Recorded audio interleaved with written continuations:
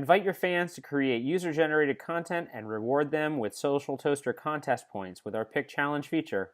To get to the Pick Challenge feature, go to your SocialToaster dashboard, click on Features, and then Pick Challenge.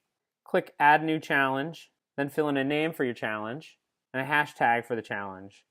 You can decide whether the hashtag is required or not by clicking the Required button.